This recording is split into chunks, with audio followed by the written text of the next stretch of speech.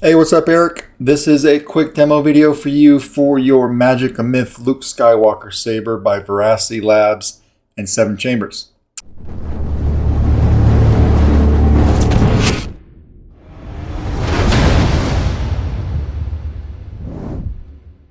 So this saber is being machined now by TXQ and offered through Veracity Labs, but this is one of the old ones that you got, the original runs. So that was pretty cool to see. And then also you have the Veracity Labs crystal chamber. This crystal chamber remains probably one of the ones that I have been impressed with the most out of all of my builds. I've done a lot of crystal chambers. I've seen a lot of custom crystal chambers that have been very nice, but as far as mass produced, let's open it up and take a look at it. As far as a mass-produced crystal chamber that was available to the public to buy, this is highly impressive to me. Just the engineering that went behind this. I forget exactly how many pieces are in this guy, close to 60 maybe, before it's all put together, and they all fit together beautifully. And it just makes for a very nice and unique crystal chamber. So what I did for this build is I put some brass mesh right here behind the two windows. I have a 6-pixel accent strip back to back here. So you actually have, in this top area, you have 12 pixels, but it's two 6-pixel strips that are back to back like a blade shoved up in here. You've got a crystal down here. This is a real quartz crystal. You have a few different options when putting this together. If you use the bottom and top greeblies, which I chose to do, you have to go with a little bit of a smaller crystal, but I really enjoy the two brass pieces on the top and the bottom, so that's what I did there. Alternatively, you could have left one or both of those out and went with a bigger crystal, but this is what we did. All right, so you've got this crystal. It has its own Neopixel accent, so that the 12 accents up here, which I'll show you here in a second. You've got a Carl Chen PCB right here, so that lights up.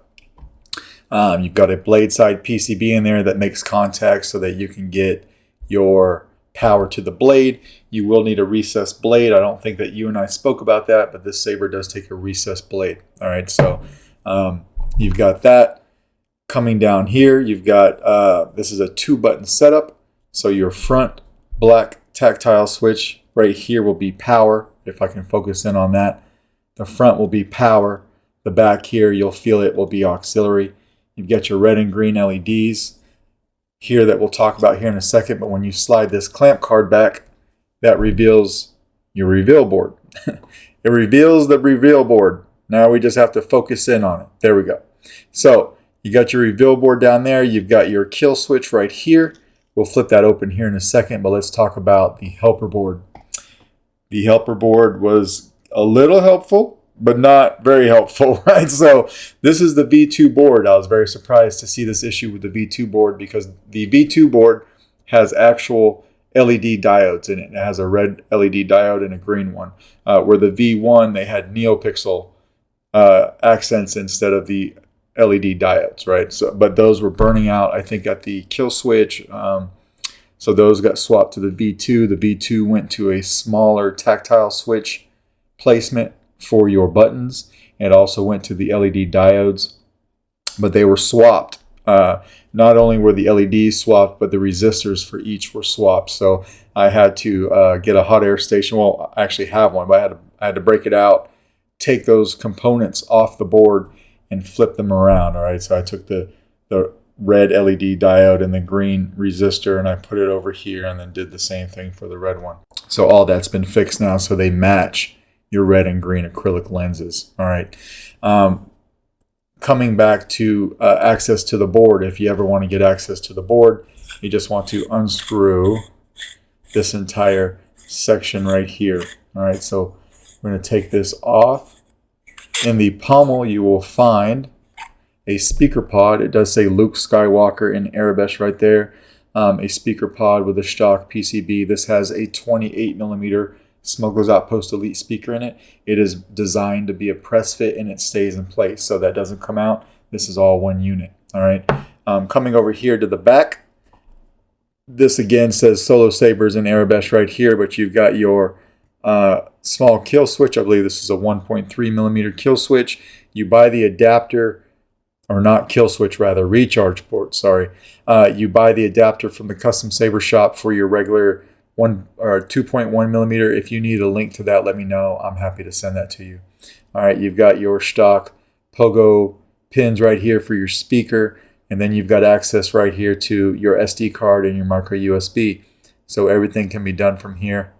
The board is just a snap fit down into the shelf. All right, so we're going to go ahead and put this back on for now. I've got your Luke Skywalker font on here. I believe this is the return, and I think that is from KSIF. All right, so it may be from Kyberphonic. I apologize if I get that mixed up.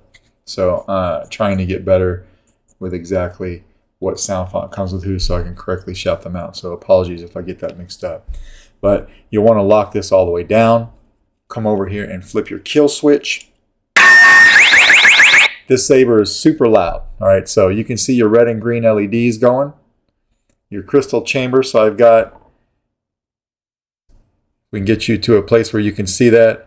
There is a bit of a scroll happening on the top section here with a pulsing down here. All right, and then you can see that all over this place, or all over the crystal chamber, really, through the brass mesh.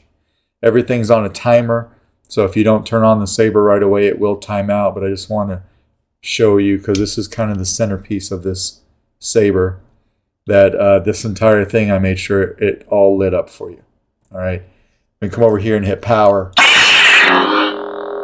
Now your main connector is all lit up. We went with a faster turbine up here when the saber is on, but the crystal goes solid. Let's react to the auxiliary button being pressed.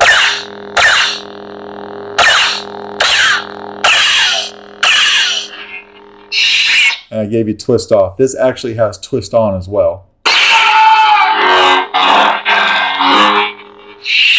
We'll twist it off and put this on. All right, so just very carefully put this on, screw it on, it goes right on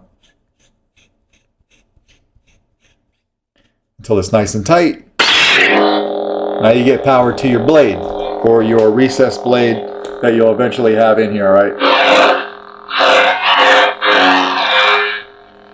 auxiliary. You could turn it off from here if you like. Just tap power. Or tap power again to turn on.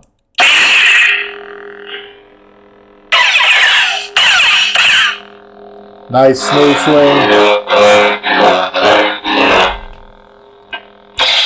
Good flash on flash.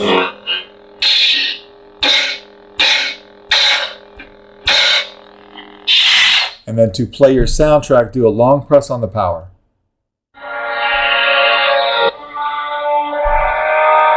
I do another long press to turn it off.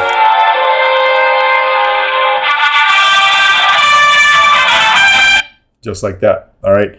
And then when we're done, of course, we will slide this clamp back. I'll turn it on real quick. And we'll flip our kill switch, which is very easy to get to with your finger. And it kills power like it should. All right. So that is basically your magic of myth. And then before I end this, this is an MHS saber that I did for you a while back. The LED in your blue switch, which would be your power switch, eventually went out on you. So you sent this in for a replacement, and you sent the blue switch. I did replace it, of course. So we'll just go ahead and take this handle off, and I'll show you that that switch has been replaced, and it is nice and bright. All right, so unscrew the handle. Come over here. You've got your kill switch right here. This is a very cool one that we used the old stock clamp card on the underside of the bubble strip. You can see your blue switch here all lit up, which is the one that we replaced, of course. And then the other one is your auxiliary switch, which was always working. So we'll hit power.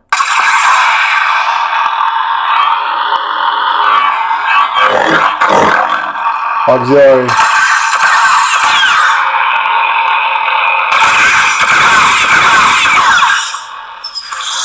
Again.